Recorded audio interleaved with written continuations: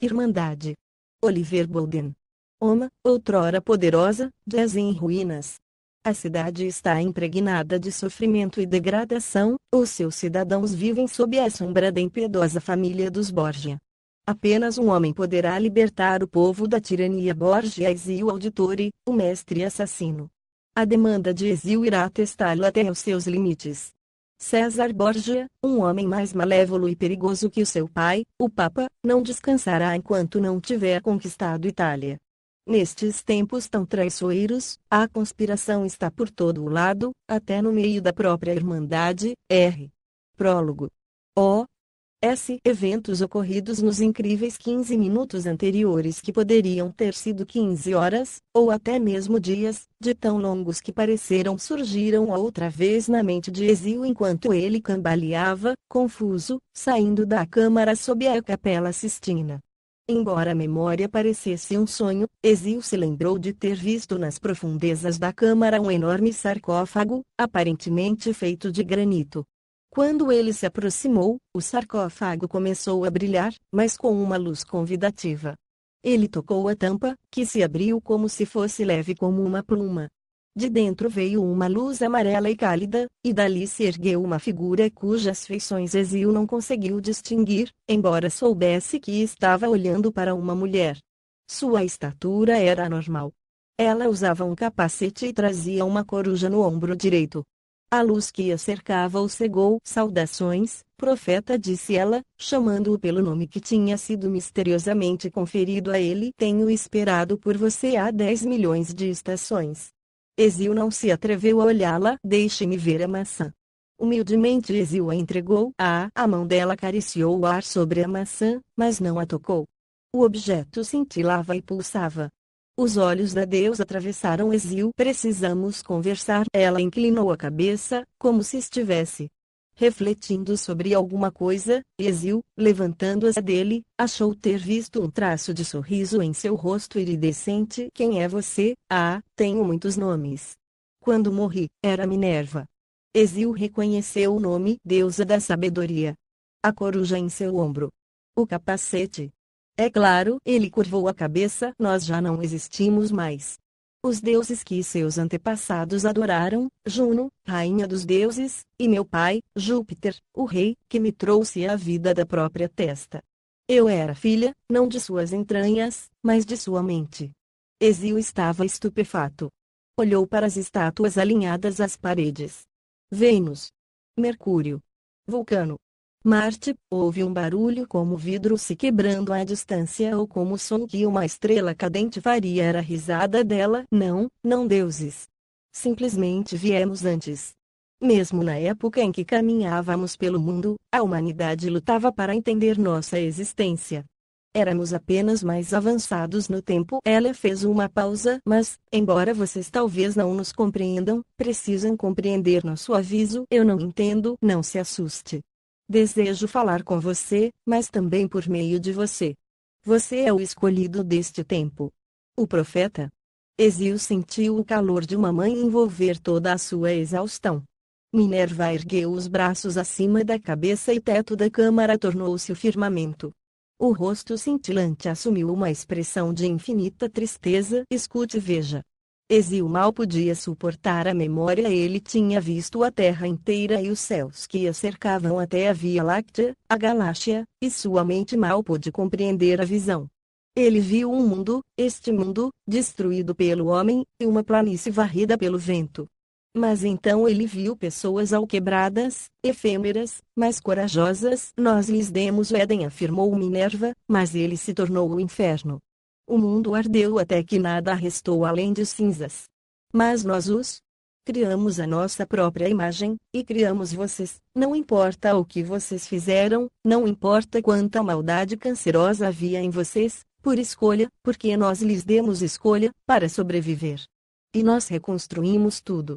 Depois da devastação, reconstruímos o mundo e ele se tornou, depois de eras imensuráveis, o mundo que vocês conhecem e habitam. Nós nos empenhamos para que tal tragédia jamais voltasse a se repetir. Ezio tornou a olhar o céu. Um horizonte. Nele, erguiam-se templos e formas, entalhes na pedra semelhantes a escrituras, bibliotecas cheias de pergaminhos, navios, cidades, música e dança.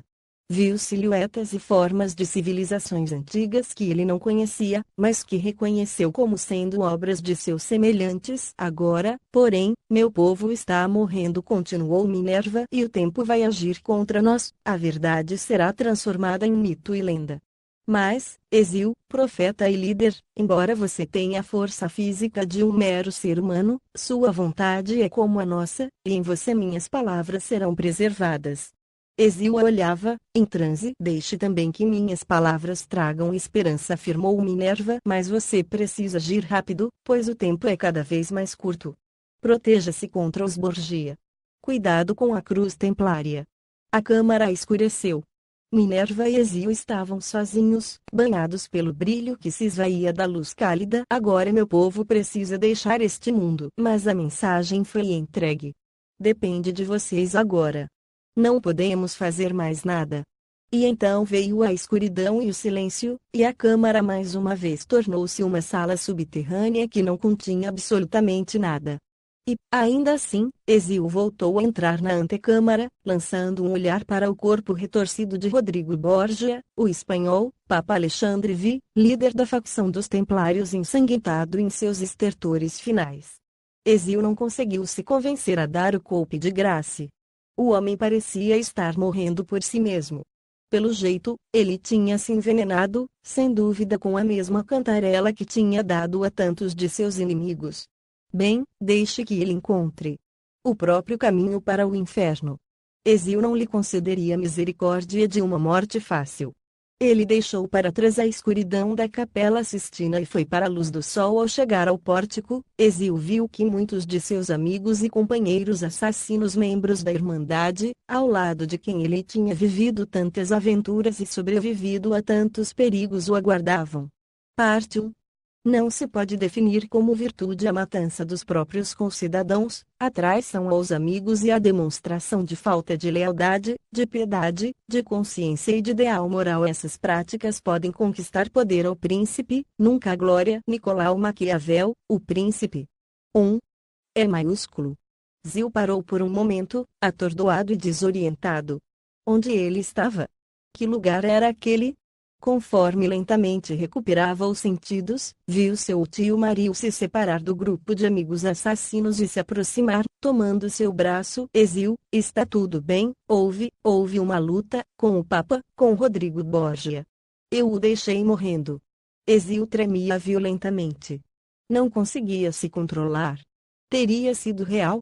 Minutos antes, embora parecesse ter sido há uns 100 anos, estivera envolvido em uma luta de vida e morte com o homem que mais odiava e temia, o líder dos Templários, a cruel organização empenhada em destruir o mundo que Hesíodo e os amigos da Irmandade dos Assassinos lutaram tão duramente para proteger.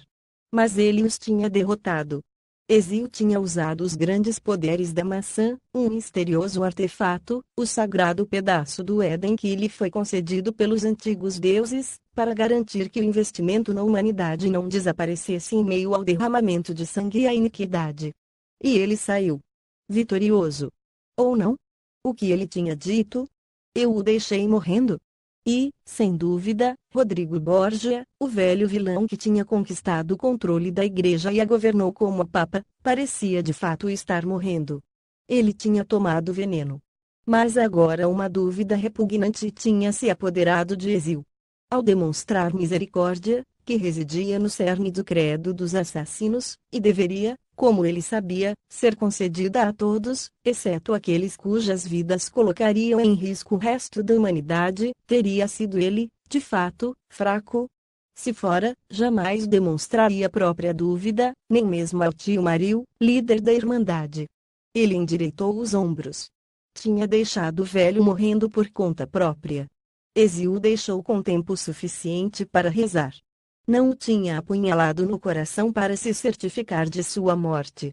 Um punho frio se fechou sobre o coração de Hesíodo enquanto uma voz clara disse em sua mente: você deveria tê-lo assassinado. Hesíodo se sacudiu para se livrar de seus demônios como um cachorro se livra da água depois de nadar. Mas seus pensamentos ainda se detinham na experiência mística que teve na estranha câmara sob a Capela Sistina, no Vaticano. O prédio de